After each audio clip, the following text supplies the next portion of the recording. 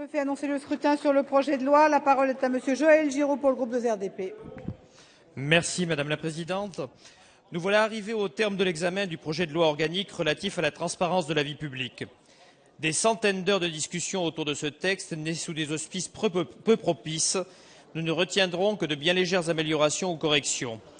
Nous retiendrons surtout ce sentiment de grande confusion et de précipitation qui risque malheureusement de fragiliser nos institutions et notre démocratie, au moment même où il aurait fallu montrer notre capacité à réformer et moderniser dans la sérénité et la transparence. Ce débat sur la transparence aura eu le mérite de montrer qu'il n'y a pas d'un côté les gentils pour la transparence et les méchants contre la transparence, et qu'il faut toujours se méfier des donneurs de leçons. Si la transparence est une exigence démocratique et citoyenne nécessaire, elle ne peut exister sans cohérence. Il en va de notre responsabilité de parlementaires que de veiller à ce que les textes que nous rédigeons, discutons et votons soient en cohérence avec notre Constitution et avec nos droits les plus fondamentaux. Le principe de repentance pour autrui, de l'autoflagellation, ne peut être le moteur du travail parlementaire. Parce qu'un des membres du gouvernement a fauté, menti et trahi, il faudrait instaurer de la méfiance et faire peser une présomption de culpabilité collective sur tous les élus de la nation. Cette méthode relève une défiance envers les parlementaires qui ne peut que nourrir et exacerber la montée des populismes. De l'antiparlementarisme servi sur le plateau par les représentants de la nation eux-mêmes et de l'autoflagellation au masochisme, il n'y a qu'un pas. Sur le fond, je relèverai plusieurs points du texte avec lesquels nous sommes en désaccord. La composition de l'autorité de contrôle dont ne feront partie que 2 personnalités qualifiées, contrairement aux préconisations du rapport Jospin, est révélatrice de la persistance de la défiance envers les parlementaires. Avec mes collègues du groupe, engagés depuis toujours pour la séparation des pouvoirs, nous espérons que ce texte marqué par l'excès de zèle et l'émotion ne se retournera pas contre ceux qui l'ont écrit, défendu et voté. Nous soutenons fermement l'idée qu'il nous faut nous engager dans la voie de la transparence de la vie publique. Nous avions, dès la fin des années 70, déposé une proposition de loi en ce sens. Nous avions co-signé avec nos collègues socialistes une proposition de loi en 1994. Auditionnés par la commission Sauvé en 2010, nous avions préconisé le renforcement des obligations déclaratives des élus et des pouvoirs de contrôle de la Commission pour la transparence financière de la vie publique. Nous n'avons pas attendu le coup de projecteur de l'affaire Cahuzac pour nous exprimer.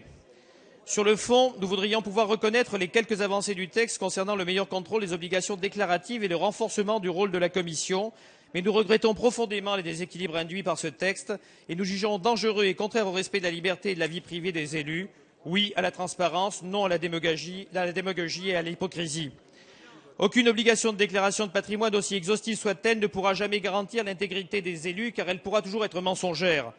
Cela aurait dû être la grande leçon de l'affaire précitée. C'est pour cette raison précise que nous avons défendu durant toute la discussion le principe d'une publication au journal officiel en cas de déclaration incomplète ou mensongère.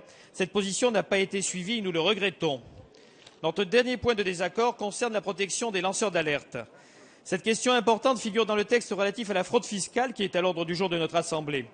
Sa rédaction, au sortir des travaux du Sénat, mais qu'en adviendra-t-il, nous paraît plus acceptable et nous ne pouvons que déplorer le manque d'articulation entre les 2 textes. L'introduction d'un nouveau concept, à savoir le renversement de la charge de la preuve, nous fait craindre des effets pervers qui interrogent également Jean-Pierre Sueur, le rapporteur du texte au Sénat, également président de la Commission des lois. La sagesse eût été de revoir notre copie afin que nous n'ouvrions pas la porte à la culture de la dénonciation et de l'approximation qui se fera au détriment de la justice. Vous l'aurez compris, Monsieur le Ministre, malgré l'estime que nous portons à votre action, les députés radicaux de gauche et apparentés voteront dans leur grande majorité contre ces textes. Nous le ferons à regret, avec le sentiment que notre combat pour la transparence de la démocratie et la déontologie, il y aura eu un rendez-vous manqué important, mais avec la certitude qu'il y va de notre démocratie parlementaire. Légiférer dans de telles conditions, dans la confusion d'urgence médiatique, ne peut donner de bons résultats. C'est le sens de notre vote que nous voulons responsable. Nous espérons être entendus afin que l'élaboration des prochains textes de cette importance puisse se faire dans des conditions plus satisfaisantes et surtout plus dignes. Merci, monsieur.